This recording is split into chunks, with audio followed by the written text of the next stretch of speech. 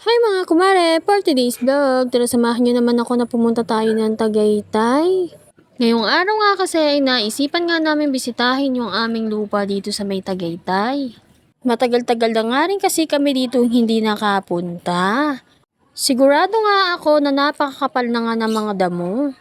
Kasi nga ang unang punta pa namin dito ay yung unang vlog ko. At sa wakas, nandito na nga tayo sa labas ng subdivision. Napakaganda nga talaga dito mga kumari tumira.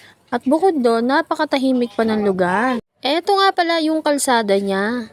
Way nga pala yan ang papunta ng Nasugbu. At nakapasok na nga tayo dito sa loob mga kumari. So ayan, ipapakita ko na nga sa inyo yung lupa namin dito. Sobrang napaka-peaceful nga talaga ng lugar na ito. Bukod nga doon ay hindi halos naglalabas ang mga tao dito. Eto nga pala yung pinakabakod niya. Ayan, sa labas na yan. Hindi nga pala siya masyadong makita sa video kasi nga medyo malayo siya doon at natatakpan ng mga puno at mga halaman na rin. At eto na nga, itutur ko na nga kayo dito sa aming nabiling lupa. Guys, nandito tayo ngayon sa lupa namin. Ayan. Ayan guys. Ito tayo ngayon sa daming tanim. Hindi pa hindi pa wala pang sukat na wala po si So, ayun nga. Ito siya. Baka po merong gustong bumili. Dito lang po yan sa may Tagaytay. So, ayan guys.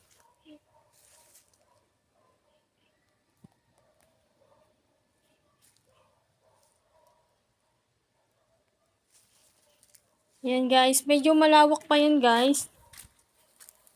Teka lang ha. Itatapat ko dun sa ano para makita nyo.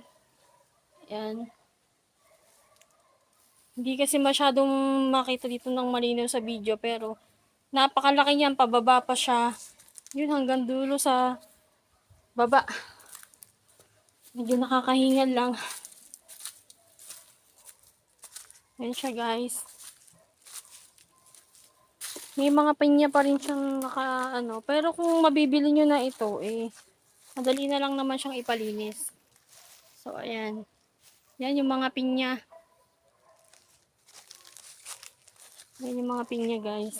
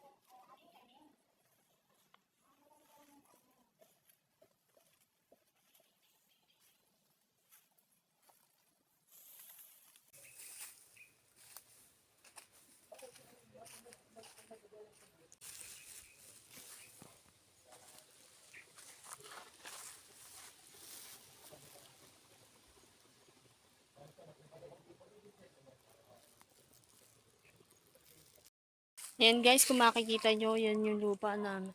Yan may mga punong kawayan pa. Tapos marami rin dito mga puno ng saging. Ayan, wait lang. Ayan. Tapos dun guys, sa dulo, may bahay dun. Nasa inyo na kung gusto nyo patayuan. Yan. As makikita nyo, yan ang mga pinya. Eto guys, papakita ko sa inyo yung mga pinya. Ito pa yung part ng lupa namin. Napakalawak nito guys. Baka po meron kayong alam na gustong bumili, PM nyo lang po ako dito sa aking page. Binibenta po kasi namin ito. So, yun, kukunan ko lang ng mga video para makita nyo siya ng buo. Yan guys, ito tayo. Medyo nakakahinga. Palapad kasi ito na pahaba. Tayo sa may puno ng kawayan. Yan.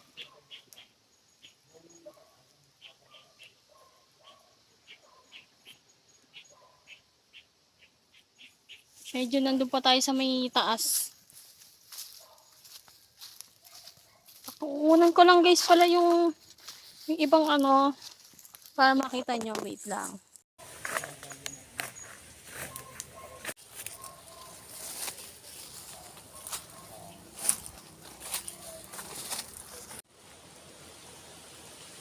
At ayun na nga mga kumari, kung nakita nyo nga yung kabuuan ng lupa, talaga namang napakalaki.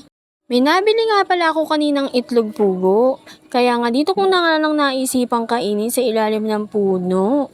Bukod nga sa malamig na dito sa Tagaytay, mas gusto ko pa nga yung mas malamig. Kaya nga dito muna ako pumesto sa ilalim ng puno. Mabuti na lang talaga at may nabili ako kanina at may pangkutkutin.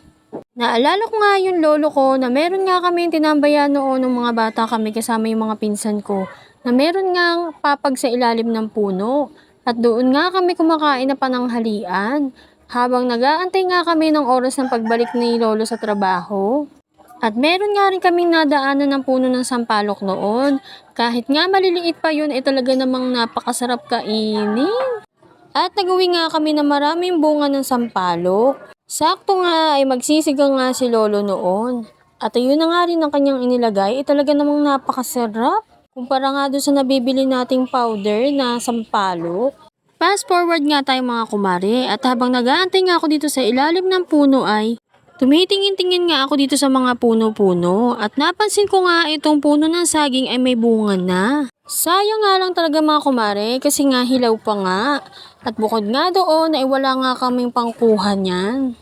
Kailangan pa rin nga kasing itakin yan para nga makuha yan. At dahil umabot ka dito sa aking video na ito, pa-comment naman po sa comment section kung taga saang lugar po kayo. Nang sa ganun po ay malaman ko kung hanggang saan lugar po umabot ang aking video na ito. Maraming salamat po. Yun lang mga kumare. See you again to my next vlog. Don't forget to follow, like, and share Kumaring Lovely.